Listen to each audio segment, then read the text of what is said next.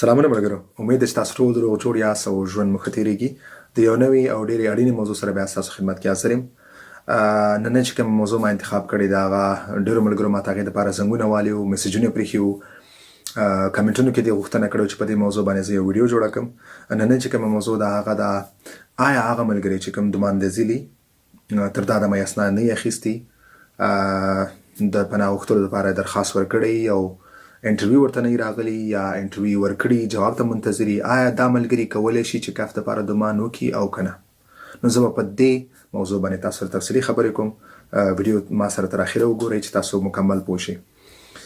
ملګرو بالکل تاسو کولی شئ هر کس چې په دې حالت کې چې در دا دمه هغه دوماندیزلي او هغه نورمالي که چېرته ډوبلین پروسه کې نو هغه بالکل بیا نشي کولی.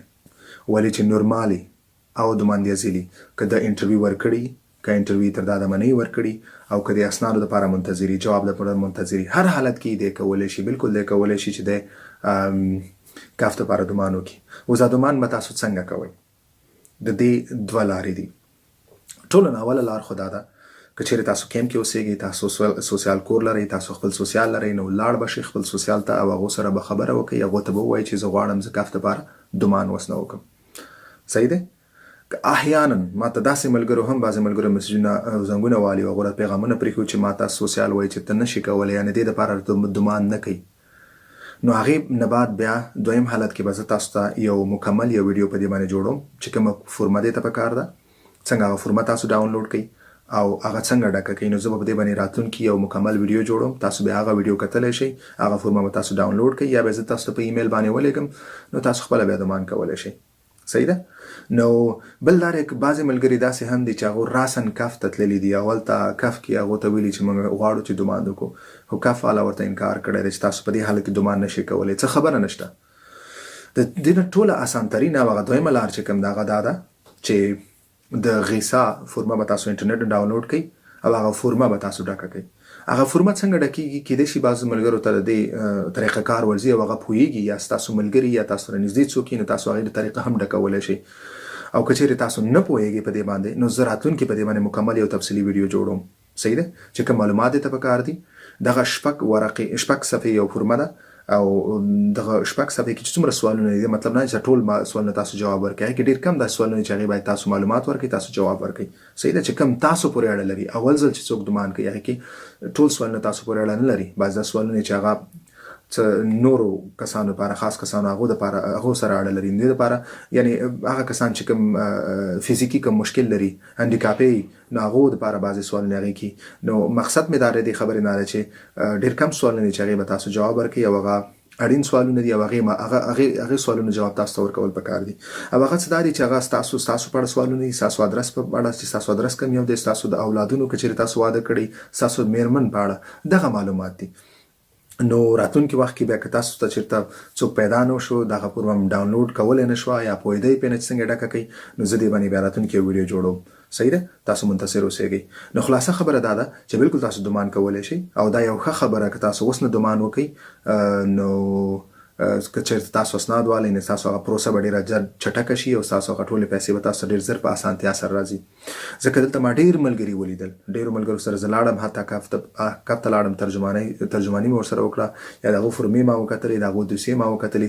ډېرې داسې ملګري شته او تاسو به هم داسې ډېر ملګري پېژنئ، خپلوان یا ملګري چې هغه اسناد اخیستي او 6 میاشتې کېږي او 4 میاشتې او 3 میاشتې بعد تر دا 3 میاشتې 4 میاشتې پورې هغو ته روپۍ نه راغلي، غیسا چې کوم روپۍ دي، کف چې کومې د غیسا روپۍ ورکوي هغه دوی ته نه راغلي. نو دوی ډېر مشکلاتو سره بیا مخي، ځکه که بیا تاسو ځئ او هغه پروسه پوره کوئ او هغې چې کوم اسناد پکار دي، کوم معلومات پکار دي، هغه بیا تاسو ورکوئ، نو دې کې ډېرې میاشتې ولګېږي او هغه میاشتې چې کله نیسي، وخت نیسي، نو بیا هغه ستاسو ژوند دلته نورماله نه وي، ځکه تاسو د پیسو ضرورت دي، تاسو ضرورت دی چې تاسو سره تاسو پیسې راشي تر څو خپل ژوند تاسو په نورماله ډول باندې مخکې اوسئ. نو دې دپاره دا یو ډېره ښه خبره ده، تاسو دومان وکئ. که تاسو انټرویو ورکړي که نه یې ورکړي، مقصد چې تاسو دوماندیزلي او نورمال یئ نو تاسو دومان کولی شئ.